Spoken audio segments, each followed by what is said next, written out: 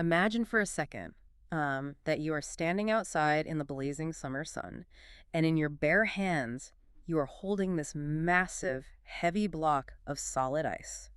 That, uh, that sounds pretty miserable, honestly. Right. But it gets worse because you've been told that this specific block of ice has exactly 90 days before it completely disappears into thin air. So, you just stand there watching Just it. staring at it for months. Exactly. On day 90, you're staring at it, waiting, and nothing much happens. Day 80 rolls around, still barely a visible change.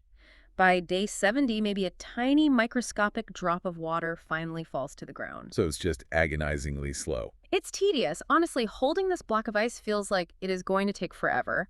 But then, let's fast forward. We jump ahead to the last 20 days of this 90-day window. Okay, so the end of the line. Yeah.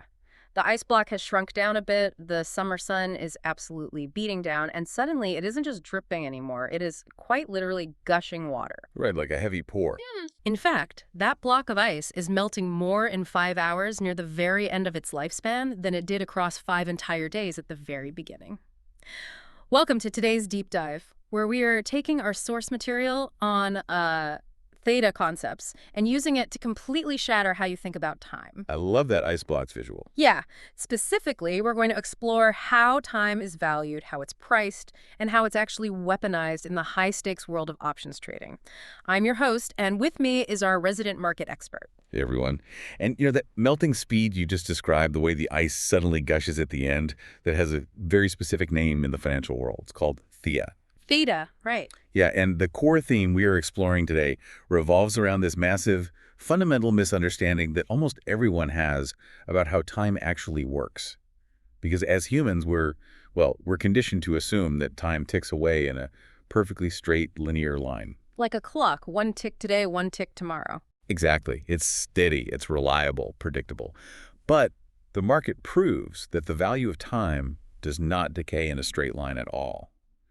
It moves on an incredibly steep, aggressive curve. Okay, before we really start unpacking the math behind that curve, I do need to share a quick mandatory disclaimer from our sources up front. Oh, right. The legal stuff. Yeah, gotta do it. Everything we discuss in this deep dive is purely for educational purposes, just to help you understand how these complex market mechanics work. It is absolutely not financial, legal, or investment advice. You always need to do your own homework. And consult a professional. Exactly. Okay, so with that out of the way, let's unpack this. We need to look at the actual shape of time because the source material uses this great analogy of a playground slide. It's such a good way to visualize it. It really is. So imagine a slide where for the first 2/3 of the journey, it is almost completely flat. You sit at the top, you push yourself forward, and you barely move. You just kind of scoot along inches at a time. Making almost zero progress. Right. But then you hit the final stretch. Wow. And that final stretch drops straight down, almost vertically, like a roller coaster. And what's fascinating here is how that directly maps to trading. When you sell an option with, say, 60 or 90 days to expiration, or DTE, you are basically sitting on the flat part of that slide. Just scooting along. Exactly. You are tying up your hard-earned cash, using it as collateral, just to wait for those tiny fractional drops of profit. But wait, if I'm just sitting on the flat part of the slide, sure, it's boring, the value is barely moving, but isn't slow and steady supposed to be a good thing?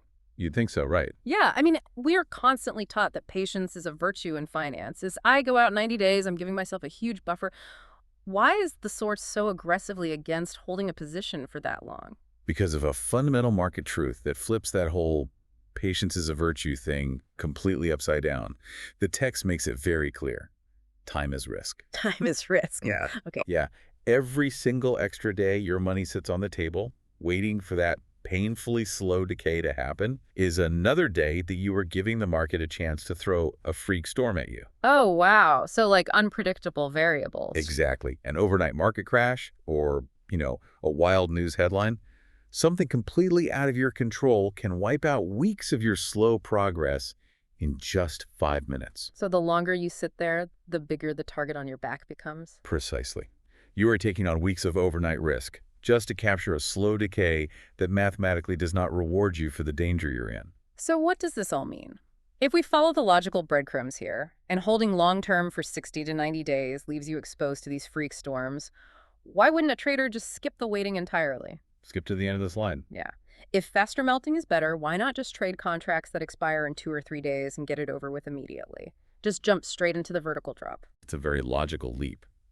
But if we connect this to the bigger picture of how options are priced, we see why the very end of the line, those final 48 hours, is just pure chaos. Chaos. Like it doesn't melt smoothly. Not at all. Yeah. As an option gets close to 0 days left, that steady, predictable decay we were talking about just vanishes. Instead, every tiny microscopic market wiggle causes violent, unpredictable price swings. Because there's no time left for the market to correct itself. Right. The text refers to this extreme price sensitivity in those final 3 to 5 days as gamma risk, or a gamma explosion. Gamma explosion. That sounds terrifying. It can be.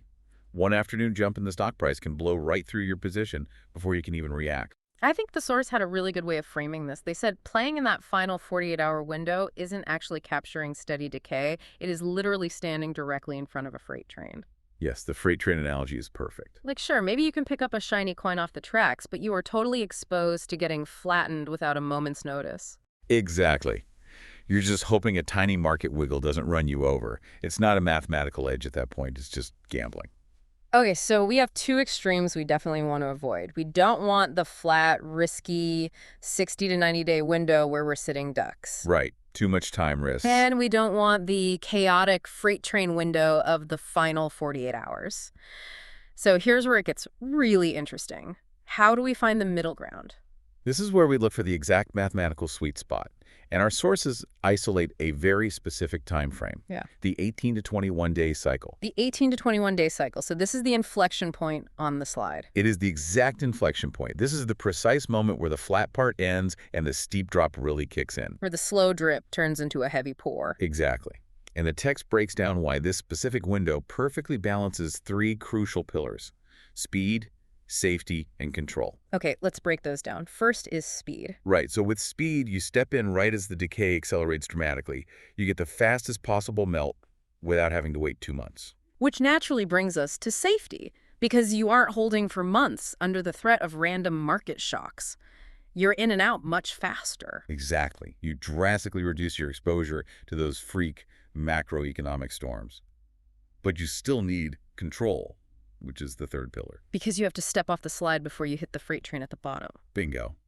You exit the trade far enough away from expiration, usually with around 10 to 14 days left on the clock, to completely avoid those wild, unpredictable swings of the final hours. This is starting to make so much sense. You step in for the heavy pour and you step out before the chaos hits. It's incredibly elegant when you think about it. It really is. Yeah. And this leads us to what I think is the biggest aha moment in the sources for anyone listening. This concept of maximum capital velocity. Maximum capital velocity. This is the holy grail of this strategy. Yeah, because by only trading the steepest portion of the curve, you let the clock do the heavy lifting, right? You turn over your capital much faster. Yes.